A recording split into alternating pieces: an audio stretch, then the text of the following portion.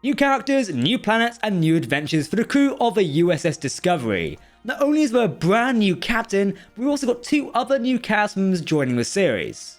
Star Trek Discovery Season 5 looks to take a different direction to the previous seasons, as Doctor Kovich seems to send Captain Michael Burnham on a treasure hunt across the galaxy. Welcome to Trek Central, I'm your host Captain Jack, let's get into it. A brand new trailer from New York Comic Con dropped for Discovery Season 5, and we're here to break it all down for you. Now excuse the fact I do look rather tired, both myself, Dom and TJ have been up to 4 or 5 AM getting all this content out for you, so if you're watching it a couple days later, please excuse us, we've done our best. Now before I let you into the video, hit that subscribe button as we've just passed 100k total subscribers, so thank you. We're not aiming for 150k, but as always, please let us know your thoughts in the comment section below, because if you're talking about Star Trek Discovery, we want to hear about it. Okay, let's fly. So first off the bat, let's get this out of the way. It doesn't seem like the universe is at risk in this season, and the crew can just finally have a relaxing time. Finally. Though personally I very much enjoy the DMA and the Burn storylines, and I guess even Season 2 was a fate of the universe style thing, we finally get to see our crew in their downtime for a season. And what better thing to do in your downtime than go on a treasure hunt? Cue the Indiana Jones theme. Basically it seems like the premise of this season. Though the season's official description is this. In Season 5, Captain Burnham and the crew of the USS Discovery uncover a mystery that sends them on an epic adventure across the galaxy to find an ancient power whose very existence has been deliberately hidden for centuries. But there are others on the hunt as well, dangerous foes who are desperate to claim a prize for themselves and will stop at nothing to get it. So it definitely sounds like an interesting premise for the series. Ancient civilizations and adventures around the galaxy? Let's break down the tease and see what we can find. This video is sponsored by Raid Shadow Legends, so a big thank you to them. Raid Shadow Legends has taken over, and gaming will never be the same again. Raid is the first game to bring a true console level experience to your phone. They set the bar high, and there's no going back. Explore millions of champion combinations, and master countless tactics as you take on raid bosses, dungeon runs, campaign battles, and PvP arena matches. With hundreds of artifacts to equip and over 600 champions blessed with unique skills, you can build your team, develop your champions, and raid your way. So, it's spooky month, so let's take a look at the top 3 scariest champions in Raid Shadow Legends. Starting at number 3, we've got Judge, a dark elf. Meanwhile, at number 2, we've got Brachus, the Shifter, who is a skinwalker. Sounds creepy. Look at his eyes. Finally, at number 1, we've got Astralon from the Secret Order. Look at his swords. Enemies are gonna fear him. And this month, Raid just released a giant new feature, Awakening, and a brutal new dungeon, the Iron Twins Fortress. If you're good enough to take down the Iron Twins, you'll see a huge payoff, being able to awaken your champions. Awakening your champions lets you choose a powerful blessing that can transform how they perform in battle. I absolutely love how some of these blessings look, and there's so much variety. This whole feature has added an entire new level of depth and strategy, and I've been having a ton of fun playing around and testing things out. Oh, and here's the big news. Raid has just released a superpowered legendary version of everybody's favourite champion, Death Knight. The whole Raid community has been waiting for this for a long time. And Ultimate Death Knight is everything we hoped for. He's poised, he's powerful, he's perfect. And the best part is, everyone can get him for free just by logging in. All you have to do is log in and play Raid Shadow Legends for 7 days between now and October 27th, and you'll add Ultimate Death Knight to your collection. Easy. There's seriously never been a better time to get started, but there's more. You can use the code DKRISES for a bunch of free items to instantly level your new strongest champion all the way to level 50, 5-star Ascension. So if you haven't started playing Raid yet, click the link in the description or scan my QR code here on screen. You'll get unique bonuses worth $30. And we're talking a free champion, Terrell, 200k silver, 1 energy refill, and 1 XP boost. Oh, and 1 ancient shard, so you can summon awesome champions as soon as you get in-game. So, what are you waiting for? All of this treasure will be waiting for you in-game. Download Raid Shadow Legends today. Enjoy the video. First up, we get some initial planet-side shots of this lush forest. Throughout this trailer, we see more of this presumably same planet, which is some overgrown ancient stone statues strewn across the ground. We do get some other planet-side shots later in this trailer, but we'll talk about them in a minute. What is interesting about these stone statue heads is they have 4 eyes, which is quite unlike most Star Trek species we have seen, though mostly because they're all very humanoid with just bumpy foreheads. You know who I mean. You know, the first look of this makes me think of Bartarians from Mass Effect. Trek's doing a lot of that lately, a lot of Mass Effect references. Not deliberately, I hope. We'd even see Burnham climbing a statue while holding what looks to be two 32nd century Type 2 phasers in one hand. She's come prepared, apparently. Staying in this forest environment, later in the trailer we see that Burnham and Sue are on away mission gear and are running away from something. With the season being a treasure hunt, and on this planet of ancient statues, I could see a homage to Indiana Jones. Perhaps they set up a trap of a giant rolling boulder. I might be a bit too much on the nose. I think it would be funny, personally. We will see Saru do a little action roll as he escapes. But anyway, we have the return of Tilly. She was last seen last season leaving the USS Discovery to accept a teaching position at the newly opened Starfleet Academy. She can be seen raising a toast with Captain Burnham, Stamets, Kolb, and Adira. However, she did return in the season 4 finale, and aided Admiral Vance in evacuating a planet, which was Earth, I believe. I've not watched season 4 in ages. This could be some form of diplomatic event, or celebration of sorts.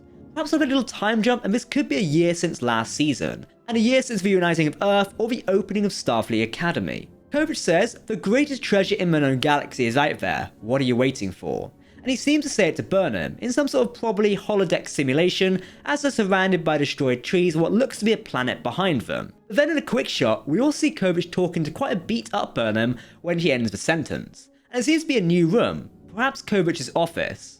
I do wonder what new sets we might get this season. We've already seen a glimpse of Federation HQ with their placard on the actual command deck, I guess we can call it.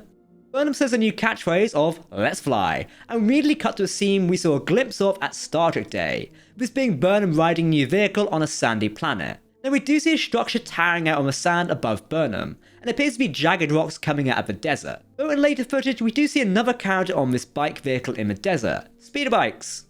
This character on the bike is Captain Rayner, the new Star Trek captain, and he's played by Callum McKeith-Rennie. This character is described as so. Rayner is gruff, smart Starfleet captain who holds a clear line between commander and crew. He leads, they follow. Rayner's all about the mission, whatever it may be, and he doesn't do niceties along the way. His feeling is, you get the job done and apologize later. He has a storied track record of wartime success, but in times of peace, he struggles. Collaboration is not his strong suit. That said, if it serves the greater good, he's willing to learn, but it won't be easy. Now this character's probably been fighting the Emerald Chain all his life before the events of season 3 of Discovery, and is a wartime captain who doesn't know how to acclimatize to peacetime. This does sound very familiar to our Discovery crew, who are probably struggling to adjust and not having to deal with so many crises at this point.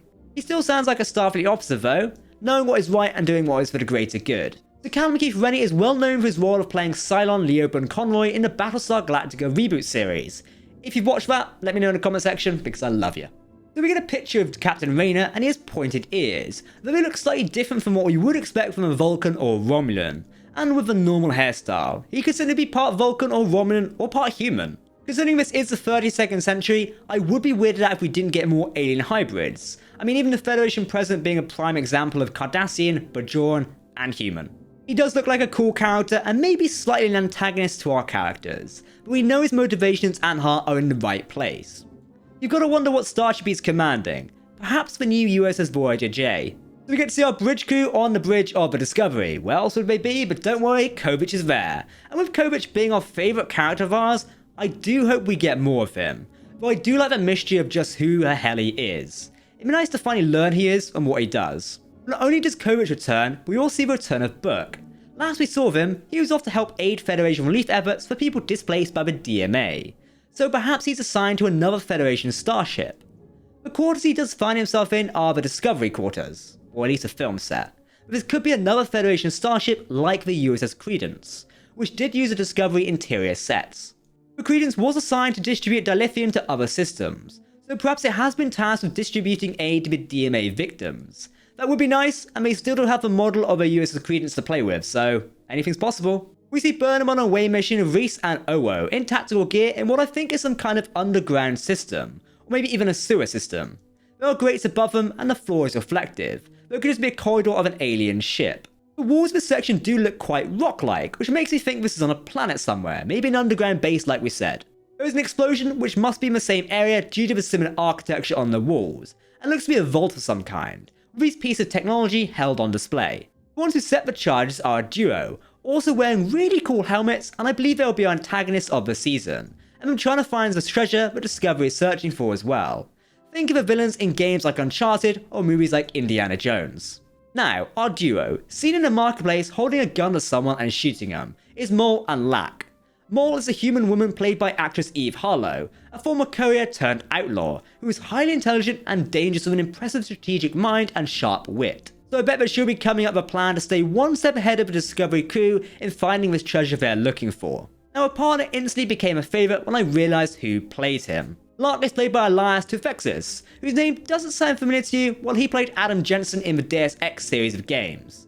He's also been in The Expanse, but this is his first time on Star Trek Discovery.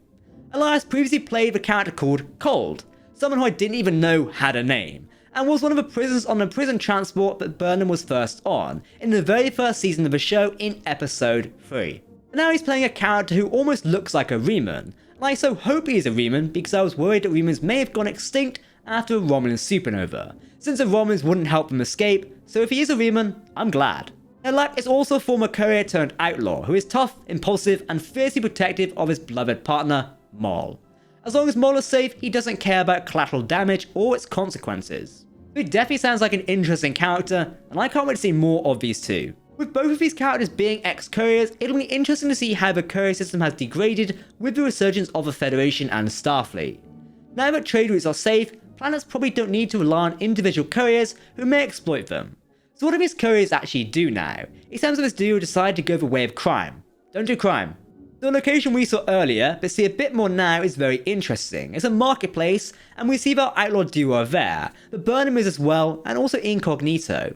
So perhaps the two groups are looking for a clue here, one is deciding to go incognito, and the other's going in guns blazing. Market fight scenes are a favourite of mine. It could have been a nice set piece here between the two forces, and yes, it does remind me of Indiana Jones. Don't tell me it doesn't, because we all remember that scene. We do actually see a fight breaking out here late in the trailer, with Lark smashing some dude with a vase and throwing a weapon to Mole. There are some familiar weapons in this room though, including a Klingon ceremonial bat'leth from season 1 of Discovery. So these Klingons are kinda indirectly mentioned in the 32nd century. Though seeing one would be great, come on Discovery, have the balls to do it, we know we'd support you.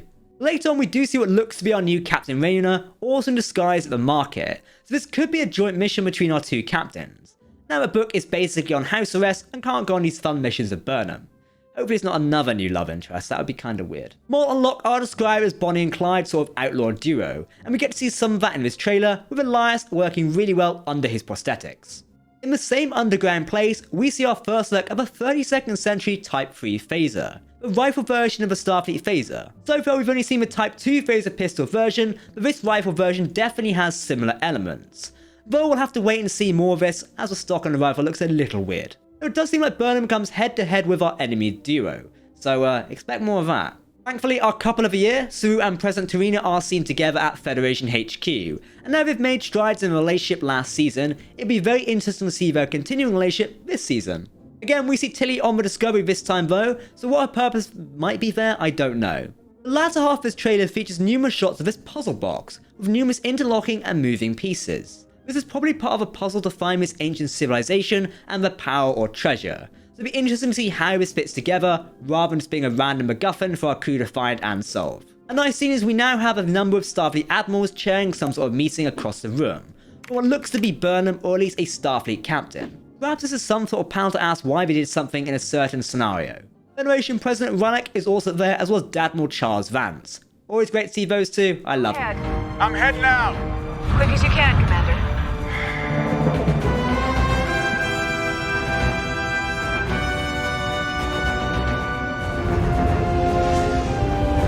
Never thought I'd see the stars like this.